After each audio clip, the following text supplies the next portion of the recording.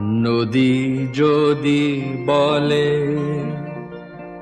সাগরের কাছে আসব না, তা কি হয়?